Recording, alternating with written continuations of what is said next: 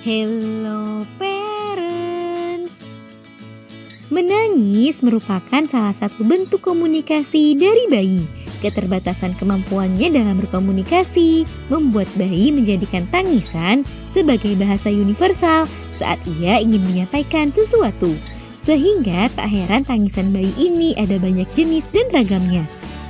Jenis tangisan bayi tersebut bisa mempunyai makna dan maksud yang berbeda-beda. Sehingga parents perlu mengenal jenis-jenis tangisan bayi tersebut agar dapat lebih responsif dalam menghadapi tangisannya. Kira-kira apa saja ya jenis tangisan bayi yang perlu diketahui oleh orang tua? Yuk kita bahas parents. Sebelum dimulai, jangan lupa support channel ini dengan cara klik tombol subscribe yang ada di bawah agar dunia parenting semakin semangat menyampaikan informasi yang bermanfaat. Nyalakan juga tombol loncengnya ya, agar tidak ketinggalan pembahasan-pembahasan seputar pengasuhan selanjutnya. 1. Tangisan lapar. Salah satu penyebab paling sering bayi menangis adalah karena bayi sedang merasa lapar atau haus. Biasanya jenis tangisan saat bayi lapar cukup mudah diidentifikasi, sebab umumnya bayi yang menangis karena lapar dapat langsung tenang atau diam saat diberikan ASI. Umumnya saat bayi menangis karena lapar, suara tangisannya awalnya akan terdengar rendah, lalu naik kemudian turun lagi dengan teratur. Namun apabila ia tak kunjung diberikan ASI, maka suara tangisannya akan semakin kencang.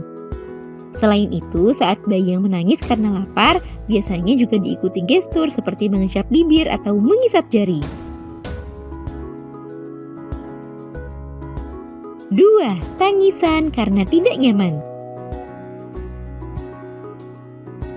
Selain karena sedang lapar atau haus, umumnya tangisan bayi juga sering diakibatkan karena ketidaknyamanan yang ia rasakan.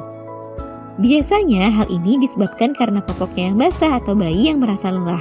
Suara tangisan karena tidak nyaman ini biasanya ditandai dengan pola rengekan nada rendah yang apabila tidak ditanggapi akan semakin keras. Oleh sebab itu, jika mendengar bayi merengek, coba periksa popoknya terlebih dahulu. Selain itu, apabila tangisan si kecil diiringi gestur seperti memalingkan wajah, maka bisa jadi bayi sedang merasa lelah dan butuh istirahat.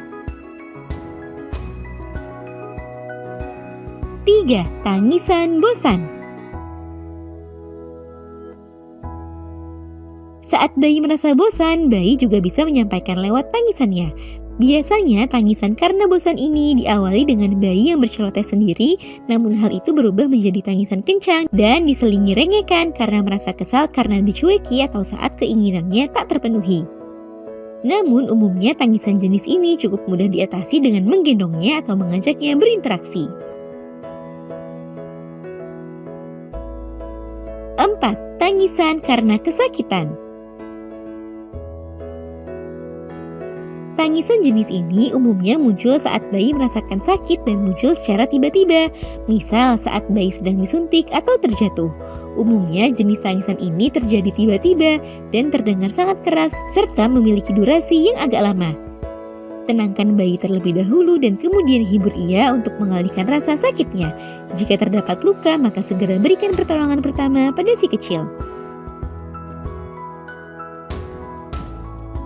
5. Tangisan kolik.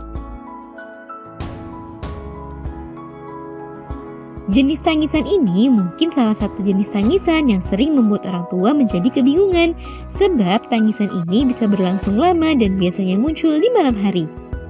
Tangisan kolik biasanya ditandai dengan bayi yang menangis cukup keras dan diikuti gerakan menarik kaki ke arah perut. Hal ini diduga karena bayi merasakan ketidaknyamanan di perutnya seperti kembung. Untuk meredakan tangisan ini memang dibutuhkan ketenangan dan kesabaran yang cukup. Saat ia sudah merasa lega, umumnya bayi akan tenang dan kemudian tertidur dengan sendirinya. Nah, itu dia parents, beberapa jenis tangisan bayi yang perlu diketahui oleh orang tua. Semoga informasi ini bermanfaat ya parents. Sekian.